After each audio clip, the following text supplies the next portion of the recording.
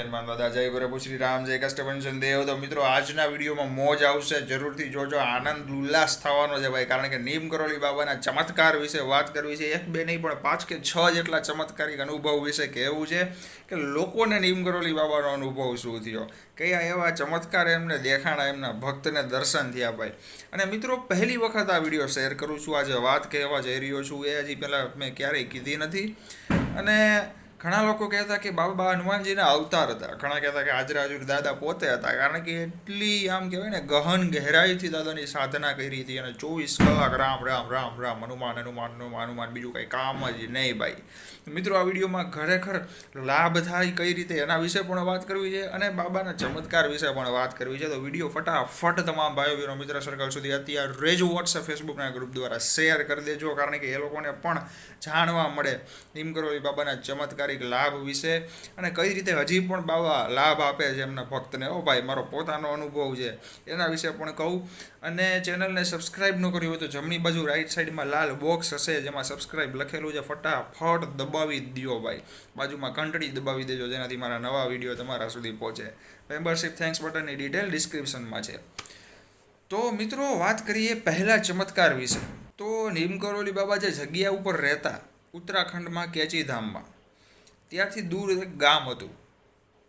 એ સમયે એ ગામમાં એક નાનકડું અમથું સિમ્પલ સાદું ઘર, અને એ ઘરમાં 3 જણા રહેતા, પતિ પત્ની અમને એમનો છોકરો. પણ એનો છોકરો ઇન્ડિયન આર્મીમાં મિલિટરીમાં હતો, ડ્યુટીમાં, બરોબર છે. એટલે ઘરમાં 2 જણા હાજરમાં રહેતા, અને બહુ મોટા ભક્ત નીમ કરોલી બાબાના.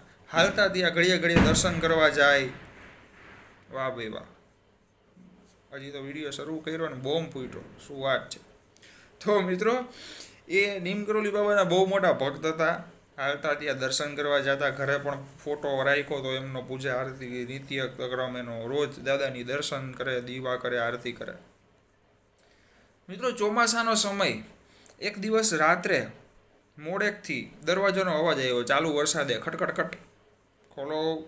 ભાઈએ દરવાજો ખોલ્યો તો નીમ કરોલી બાબા ઊભા હતા.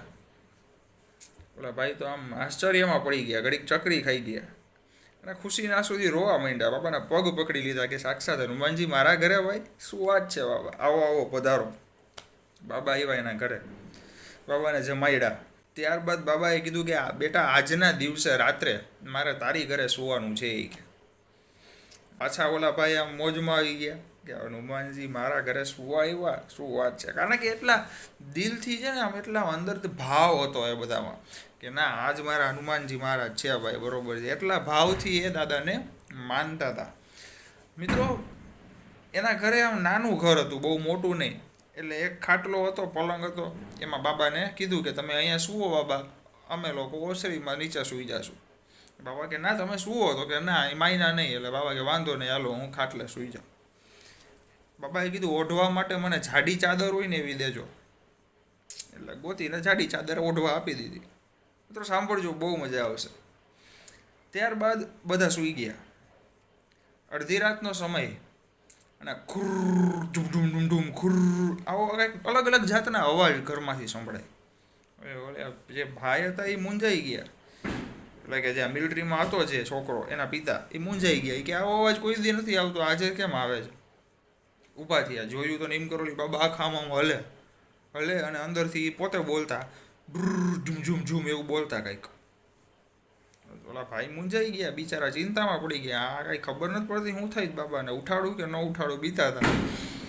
પછી એમના પત્ની કહે કે એને નસકોરા બોલાવવાની ટેવ હશે, રહેવા દો, અત્યારે હેરાન ન કરાય, સુવા દો. પાછા આવતા રહ્યા. પાછા 2 જણા એ સૂઈ ગયા. મિત્રો વહેલી સવારનો સમય થયો, 8 કે 9 વાગ્યાના આસપાસ. બાબા જ્યારે પાછા એના આશ્રમે કેચીધામ જવા માટે નીકળવાની તૈયારીમાં હતા, ત્યારે એનો દીકરો આવ્યો ઘરે, મિલિટરીમાં હતો એ. હવે એને જોઈને એના મા બાપ આમ આશ્ચર્ય થઈ ગયા કે ઓચિંતાનો કઈ રીતના તું અહીંયા. એટલે રાજી હતા ને આશ્ચર્ય હતા. દીકરો કહે કે અમારે એક મિશન પૂરું થયું એટલા માટે અમને લીવ આપી, રજા મળી. એટલે કે કાંઈક હશે એનું, ટૂંકમાં કાંઈક મોટું મિશન પૂરું થયું હોય એ સમયે, કાં પછી કંઈક રજા મળતી હશે. પછી બેઠો, બાબાના દર્શન કર્યા. બાબા તમે અહીંયા? એ કે બાબા કે હા બેટા. કેમ છે, મોજમાં? એટલે છોકરો કે આ મોજમાં. પછી એણે વાત કરી નીમકરોલી બાબાને અને એના માતા પિતાને કે કાલે રાત્રે ગજબ થઈ ગયું. મા બાપ કહે કે શું ગજબ થઈ ગયું?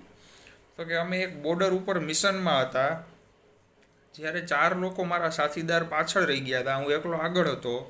એ સમયે 4 આતંકવાદી ઓચિંતાના આવ્યા અને મને ઘેરી લીધો અને મારી ઉપર જ બંદૂક રાખીને મારવા માંડ્યા ગોળી. એના મમ્મી એના રોવા માંડ્યા. માને તો દુઃખદ થાય ને આવું સાંભળીને. છોકરો સામે છે તોય રોવા માંડ્યા. બાપની આંખમાં આંસુ. તો પછી અત્યારે કેમ આવ્યા તું? કે અહીંયા તો હાજો હારો બેઠો છો, કેવી વાત કરસ, ગોળી થોડી મારે એમ કે તો કાંઈ તને કાંઈ થયું તો છે ને? એ કે મજાક કરસ, આવતા આવે તો આવી મજાક કરે. એ કે છોકરો કે મજાક નથી કરતો, સિરિયસલી કહું છું, સાચી વાત છે આ. એ જ સમયે એ ગોળી મને અડે પહેલાં ઉપરથી કંઈક ધાબળો ગરમ મારી ઉપર પડ્યો. ધાબળો ઉપર પડ્યો તોય ગોળી મારતા હતા, પણ મને કાંકરા વાગતા હોય એવું લાગ્યું ઓચિંતાનું. અને મેં ધાબળો ઊંચો કરીને જોયું તો 4 લોકો ઓચિંતાના પડી ગયા જમીન ઉપર અને એ 4નું પૂરું થઈ ગયું. એ કે બધા વિચારમાં પડી ગયા. પછી એના પપ્પાને લાઇટ થઈ.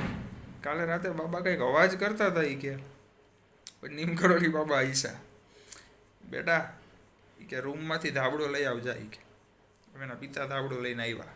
જોયું ને તો આખા ધાબળામાં કાણા બળેલા રાખ થઈ ગઈ હોય એવો ધાબળો થઈ ગયો હતો. પછી ખબર પડી ગઈ એના પપ્પાને. બાબાએ ગોળી એના ઉપર લીધી હતી, તોય બાબા તો આમ રેડી જ બેઠા હતા. ભાઈ મિત્રો, આ તો એક ચમત્કાર તમને કીધો.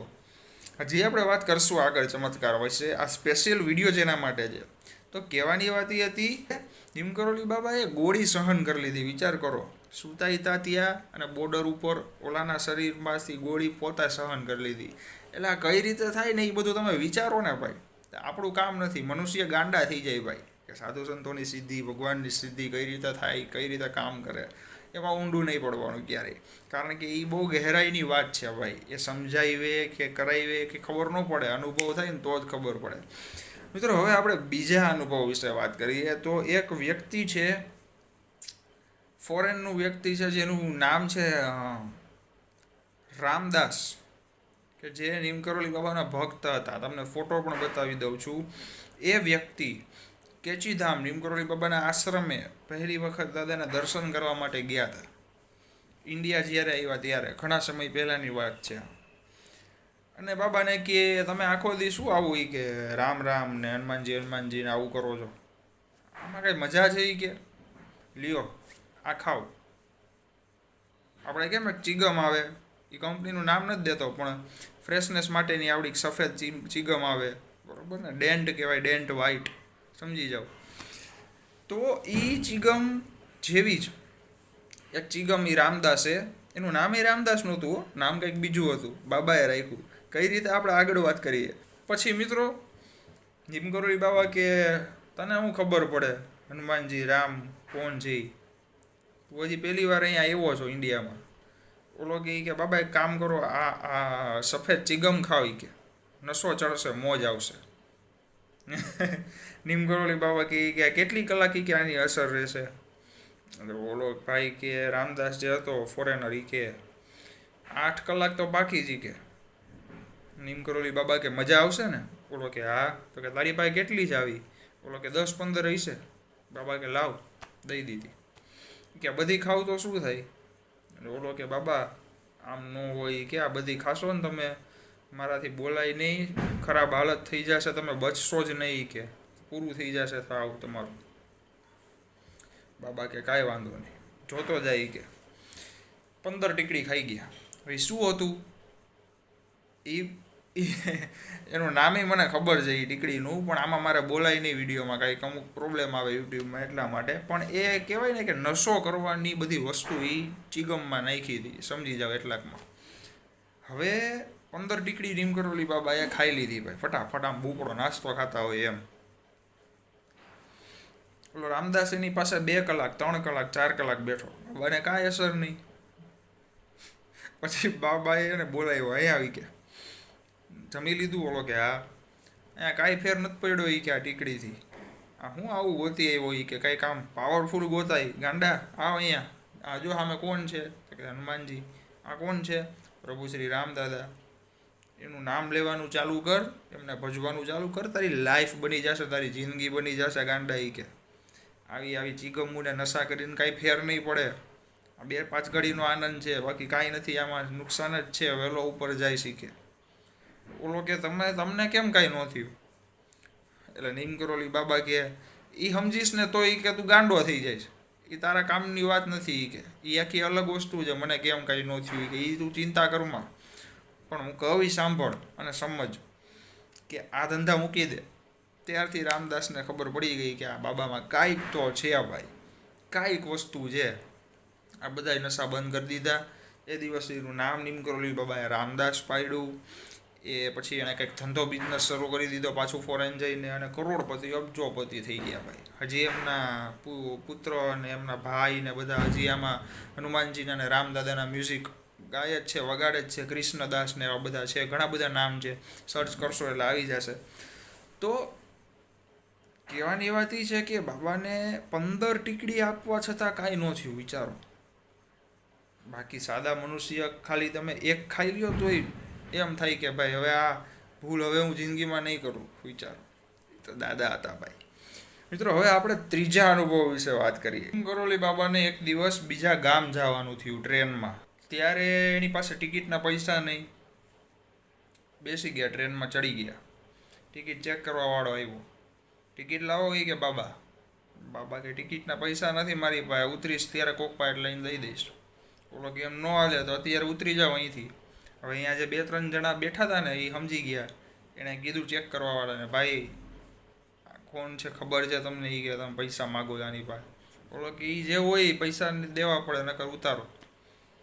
એટલે એને હજી બાજવા જઈને સમજાવવા જાય બધા માણસો. એ પેલા બાબા કે રેવા દો, તમે કોઈ લપ કરવામાં શાંતિ રાખો, વાંધો નહીં ભાઈ, હું ઉતરી જાઉં છું. ઉતરી ગયા અને સ્ટેશન ઉપર સામે ચેર કે ખુરશી જેવું કાંઈ કોઈ બાકડો બેસી ગયા. પગ ઉપર આમ પગ ચડાવીને ભાઈ. પાવો વાગ્યો, લીવર માર્યું ઓલા ડ્રાઈવરે. ટ્રેન ન આવેલી. પાછું લીવર માર્યું, ટ્રેન ન આવેલી. પાછું લીવર માર્યું, ટ્રેન ન આવેલી. પછી એને એમ કે કંઈક અંદર વાંધો હશે. મિકેનિકલને બોલાવ્યા, બધા એના મશીન બદલાવ્યા, ઘણી બધી વસ્તુઓ વાર લગાડી. 1-1.5 કલાક જેવું ખાલી ટ્રેન રિપેરિંગમાં લાગી. કંઈ પ્રોબ્લેમ નહોતો ટ્રેનમાં તોય. હવે ચાલુ કરો, થઈ જ જાવી જોઈએ. કરી ચાલુ, ન આવેલી. પછી અંદર ઓલા બેઠા હતા ને એ બધાએ કીધું, આ બાબાને બેસાડ, ચાલુ થઈ જશે. એ કે ઓલો કે કેવી વાત કરો, આટલું બધું કરવા છતાં ન થઈ. એ બેહે એટલે થાય. ઓલા બધા કે હજી આ માનશે નહીં, બેસાડીને જોઈ કે. પેલો ટિકિટ ચેકર ગયો. બાબા કે આવતા રહ્યો અંદર. બાબા કે પાકું ને? ઓલો કે હા. જેવો પગ રાખ્યો ને ચડ્યા ને, ભાઈનો પાવો વાગ્યો ને લીવર મારીને ટ્રેન આવેલી ભાઈ. ઓલો પગે પડી ગયો બાબાને, માફ કરી દો, મેં તમારી પાસે પૈસા માંગ્યા, મને ખબર નથી તમે કોણ છો. મિત્રો, ઘણા અનુભવ છે આવા. ત્યારબાદ એક વાત કરીએ તો એ મેં કદાચ કીધું છે કે નહીં મને ખ્યાલ નથી, પણ મને યાદ આવે છે. હા, એક દિવસનો સમય હતો. ત્યાં એક દાદા, જો દાદા કહીને બોલાવતા બાબા એને. એક ભાઈ જ હતા, એ ત્યાં સેવા કરતા, અહીંયા હાજર જ રહેતા, બાબાની હારે જ આશ્રમમાં રહેતા એ સમયે. અને પૂજા આરતીનો સમય થયો. હનુમાન દાદા રામદાદાની આરતી પૂજાનો સમય થયો. પૂજા કમ્પ્લીટ થઈ ગઈ, બધાને પ્રસાદ વેચી દીધો, બધા ઘરે વયા ગયા. પછી બાબા એના રૂમમાં શાલ ઓઢી, અને શાલ બાબાને છે ને ગમતી બહુ, કારણ કે અહીંયા ઠંડીવાળું જગ્યા ઉત્તરાખંડ હિમાચલ, એટલે 12 મહિના બાબા શાલ પહેરીને બેસતા. બાબા રૂમમાં શાલ પહેરીને બેઠા, બાયણું બંધ. હવે ઓલાને બોલાવ્યો બાબાએ, એના સેવકને, સેવા કરતા એને. દાદા એનું દાદા કહીને બોલાવતા એમ. દાદા ઇધર આવો. દાદા ગયા દોડતા દોડતા ગયા. બાબા ઓચિંતાના બોલાવ્યા, કોઈ દી બોલાવતા નથી, મને શું કામ હશે. ગયા, દરવાજો ખોલ્યો ને, જોયું અને બેભાન થઈ ગયો. એ દાદા બેભાન થઈ ગયો. શું થયું એવું ખબર છે? કહું મિત્રો, નીમ કરોલી બાબાનું રૂપ એને કેવું જોયું ખબર છે? ઓરિજિનલ કપીનું સ્વરૂપ જોયું. વિચારો, વાનર. વિશાળ મોઢું, બાવડા બાવડા હાઈટ, બોડી જબરદસ્ત ભાઈ, પૂછ આખી હલતી હોય આમાં. અને મોઢું કોનું? નીમ કરોલી બાબાનું. વિશાળ મોઢું પણ નીમ કરોલી બાબાનું.